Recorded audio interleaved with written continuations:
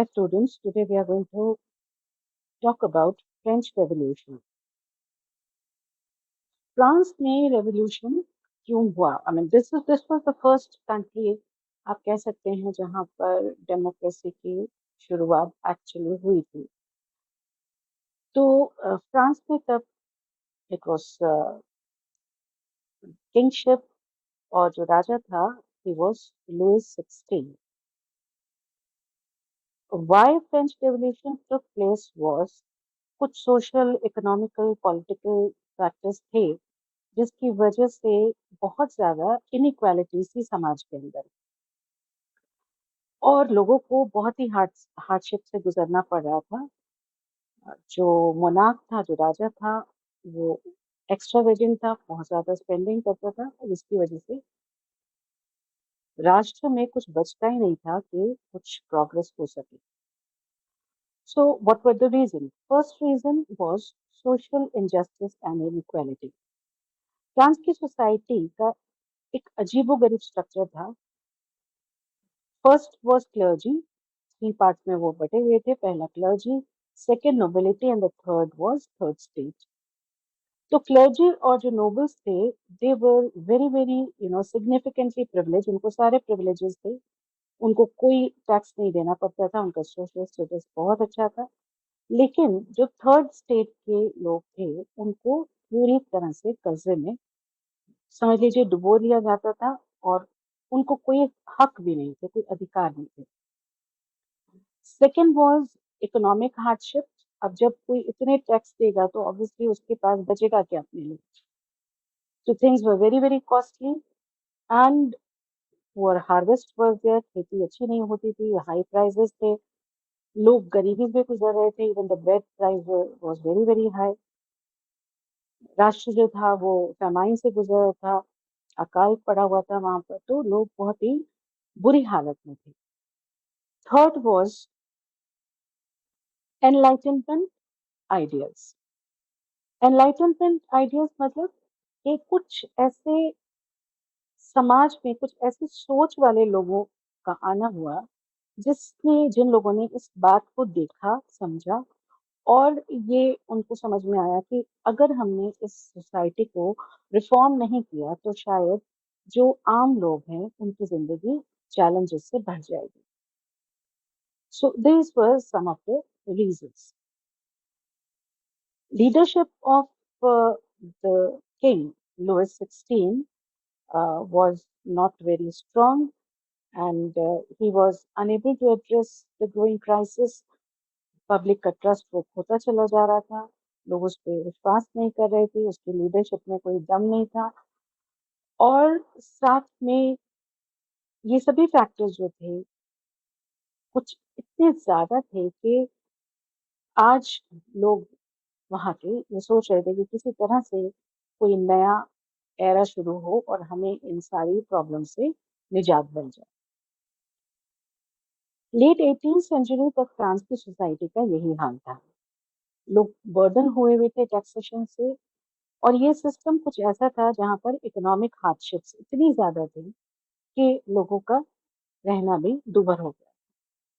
Specially third state comprised all peasants, artisans, merchants, middle class लोग के लोग थे और इन्हीं पर पूरा बर्डन था टैक्सेशन का. तो इनकी लाइफ जो थी वो बहुत ज्यादा मिजरी में कट रही थी. The first and the second estates, they all enjoyed all, significant privileges थे उनके पास. टैक्स एग्जम्पशंस थी, उनके पास एजुकेशन थी, जॉब थी.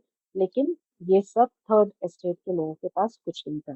सारी अपॉर्चुनिटीज भी क्लर्जी और नोबल्स को मिली हुई थी. So this was a really difficult situation for all the people there who were into third state to survive. France में 1715 से 1789 में एक बहुत जबरदस्त पॉपुलेशन इंक्रीज हुआ था. And this rapid growth of population brought pressure on food supply. Specially agriculture production जो है वो इतना हो ही नहीं पा रहा था कि इतनी इंक्रीज पॉपुलेशन को वो सर्व कर सके। प्राइसेस बहुत ज्यादा बढ़े हुए थे ब्रेड के, fundamental part which was the fundamental part of the diet, और लोग जो थे वो उसे अफोर्ड ही नहीं कर पा रहे थे, उनकी बेसिक नेसेसिटीज जो थी वो भी कॉम्प्रोमाइज हो रही थी। जो लोग काम कर रहे थे they had got very very low wages, and इतने लोग क्यों, वो भी अपनी जिंदगी को चला नहीं पा रहे थे। जो समाज में डिफरेंस था एलीट क्लास का और थर्ड स्टेट का, वो बहुत ज्यादा बढ़ा हुआ था। Crop failure was there, harvest issue was there, then जब इतने इश्यूज होंगे तो फूड सप्लाई पे उसका असर पड़ेगा ही पड़ेगा, और भूख तंगी ये इतना ज्यादा चैलेंजिंग हो गया था that people were you know into distress. Financial strain था, long years of war, and राजा का जो खर्चा था रॉयल कोर्ट का वो भी बहुत ज्यादा ही था। तो फाइनेंशियल क्राइसिस भी से भी राष्ट्र गुजर रहा था। सोशल और इकोनॉमिक प्रॉब्लम्स कुछ ज्यादा थी।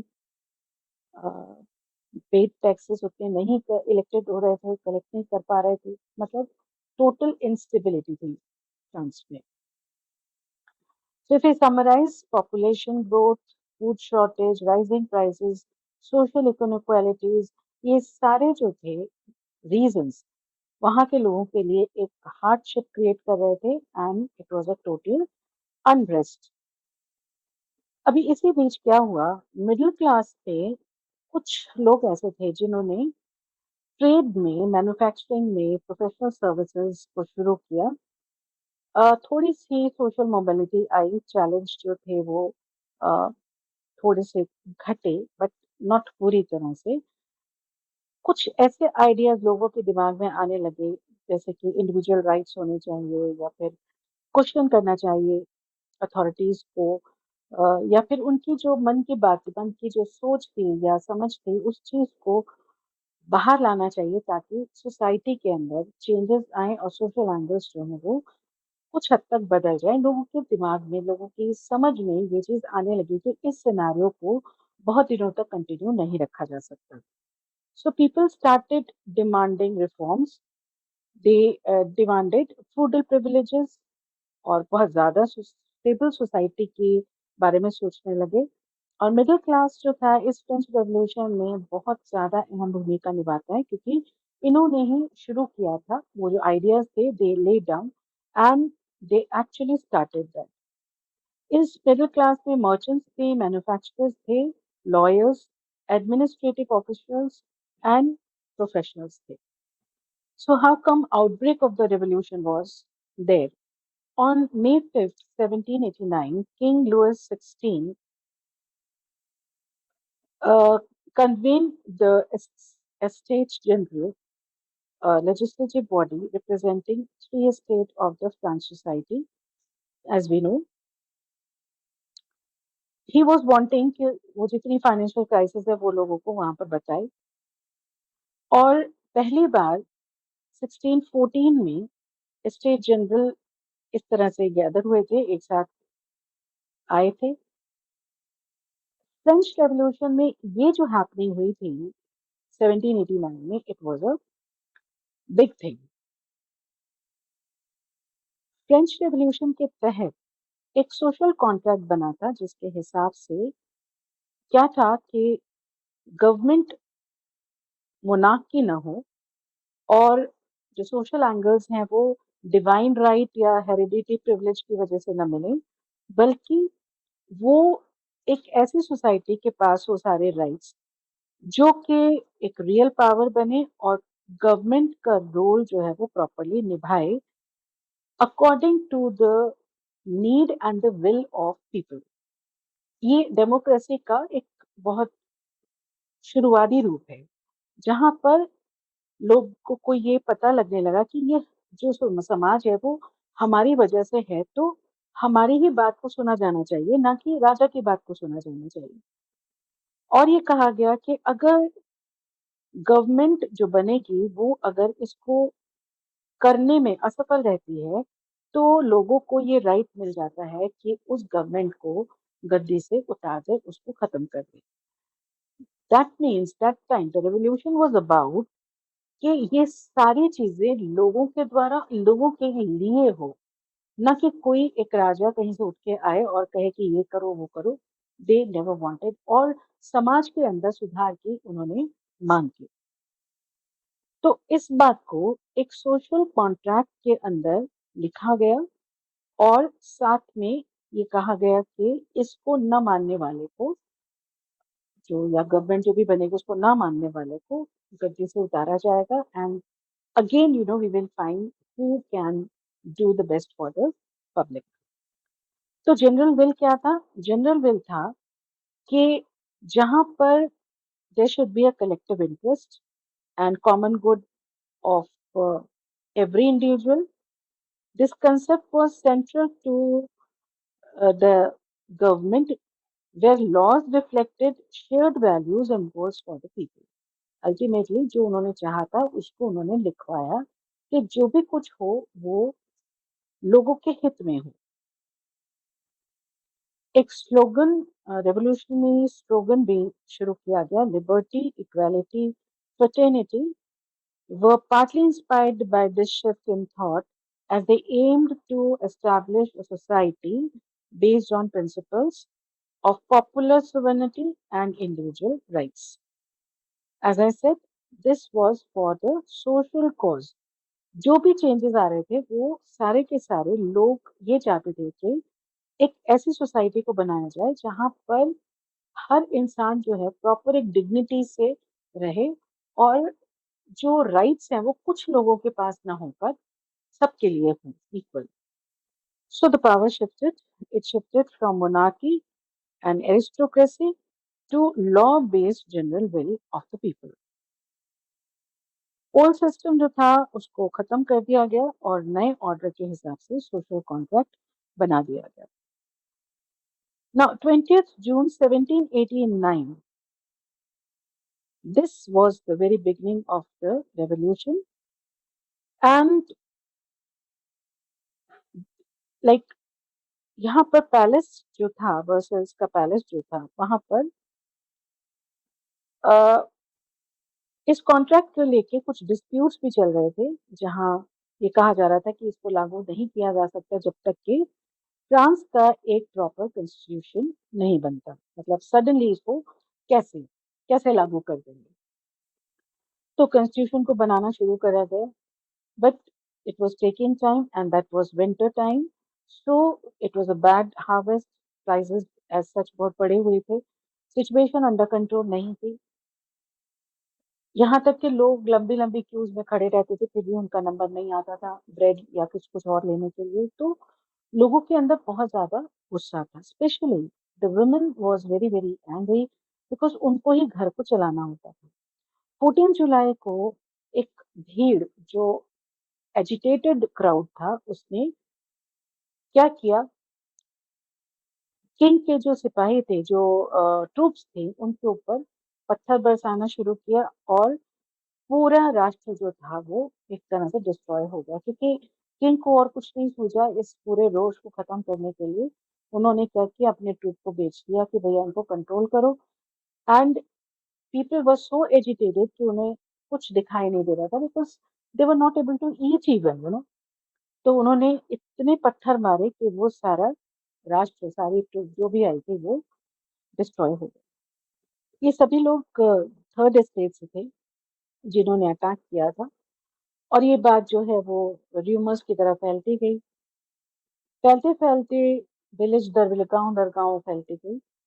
और कुछ डिस्ट्रिक्ट्स ऐसे थे जहां पर लोगों ने अटैक किया, वहां पर ग्रेन्स को लूट किया, उसके बाद जितने भी डॉक्यूमेंट्स थे उनको जला दिया, and large number of nobles वहां से भाग गए, कुछ नेबरिंग कंट्रीज के अंदर चले गए। मतलब situation was very very difficult to handle.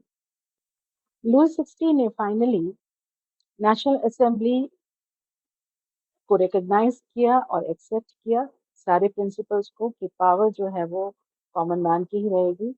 4 अगस्त 1789 को the assembly pass a decree, and according to that decree एक ऐसा सिस्टम जहाँ पे टैक्सेस जो है किसी एक पार्ट को नहीं, किसी एक सोशल पार्ट को नहीं, बल्कि सभी को देना पड़ेगा।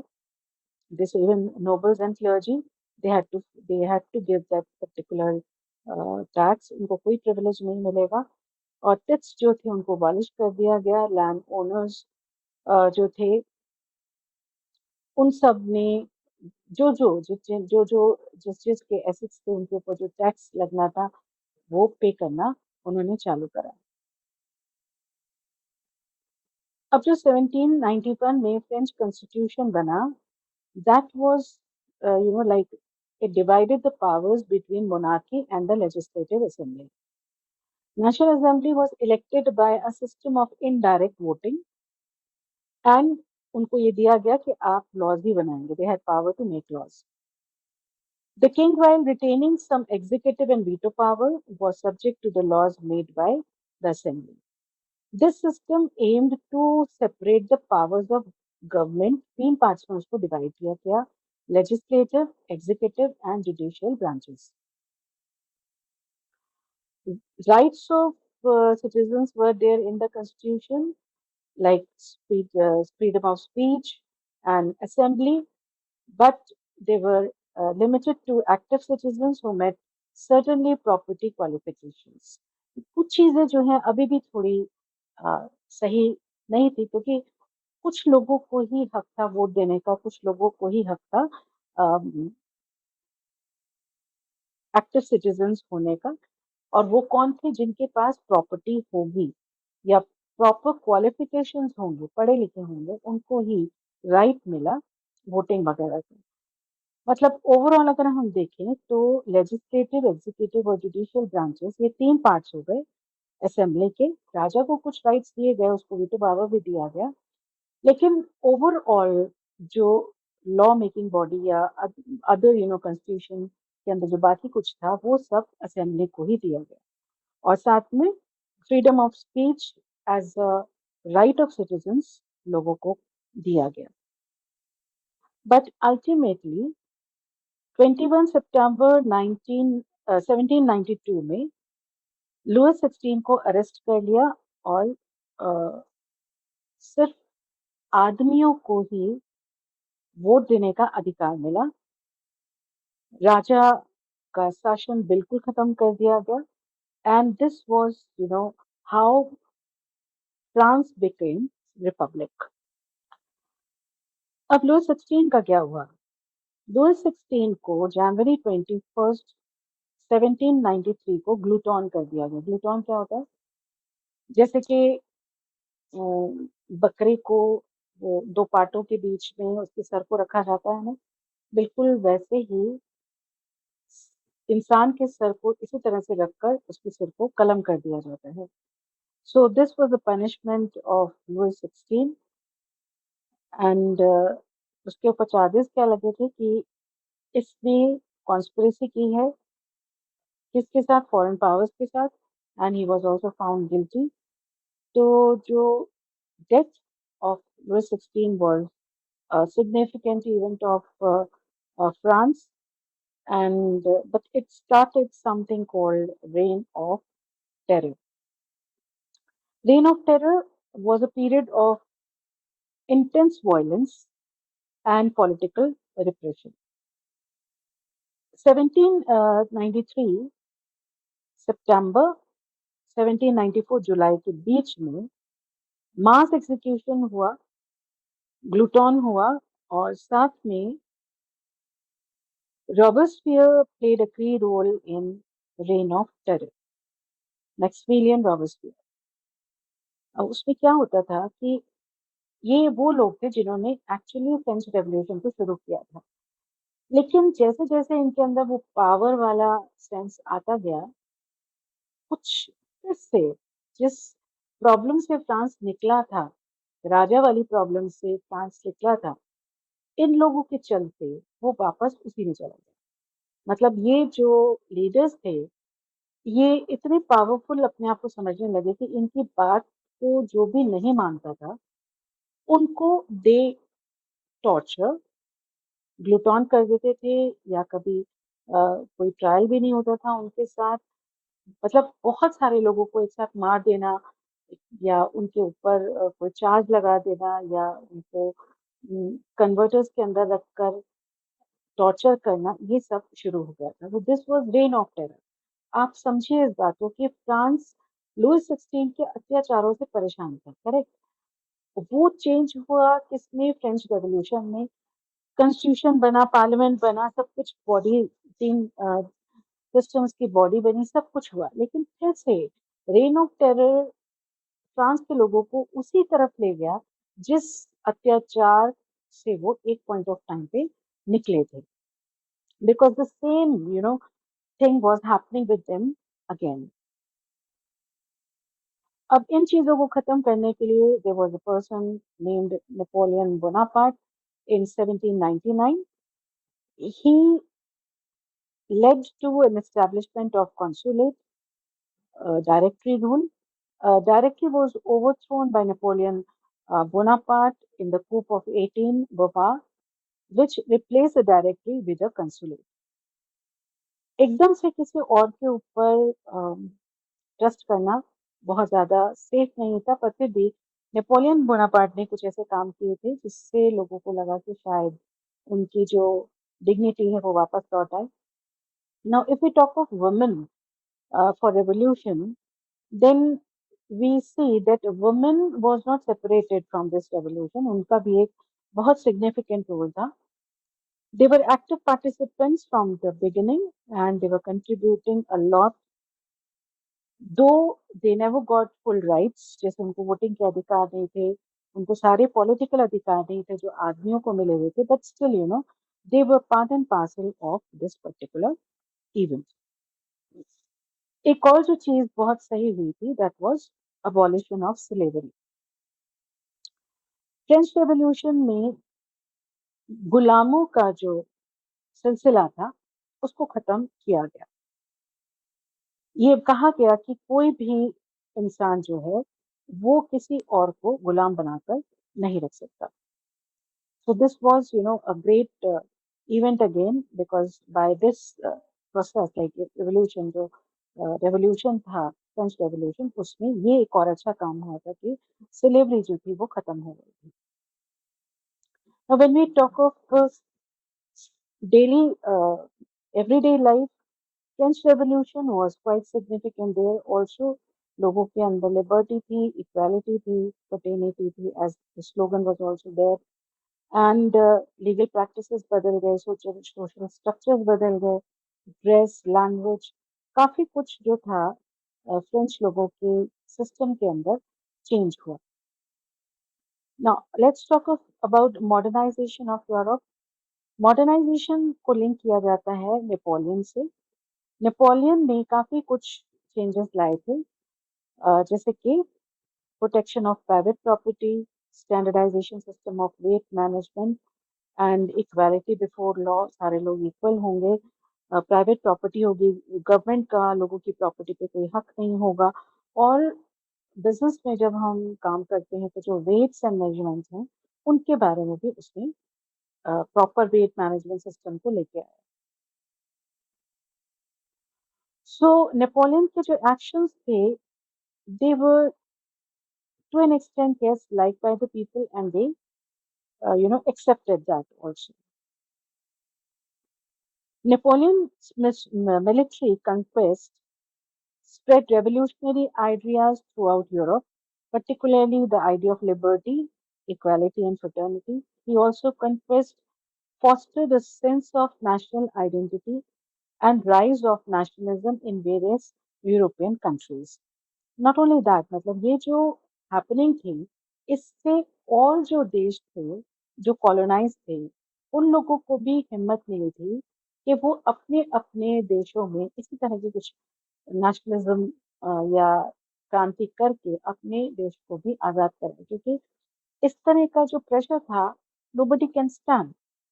And the conclusion is that French Revolution is the end of uh, revolution, yeah, and the rise of Napoleon. The revolution ended on somewhere 9th November 1799. So France was the first such country which, you know, had democracy in their system, वो बात अलग है कि एक जगह से निकलकर वो वापस घूमकर उसी जगह पहुंच गए थे, but they started, they fought, and by that only other countries they got, a kind of inspiration कि वो अपने कंट्री को भी आज़ाद करा सकते हैं, खुद भी फ्री हो सकते हैं, उनको भी कुछ राइट्स मिल सकते हैं, जिससे कि उनका सोशल एंगल और मजबूत हो। I hope you have understood the chapter. Any other question? Please comment or you can visit the site. Thank you so much.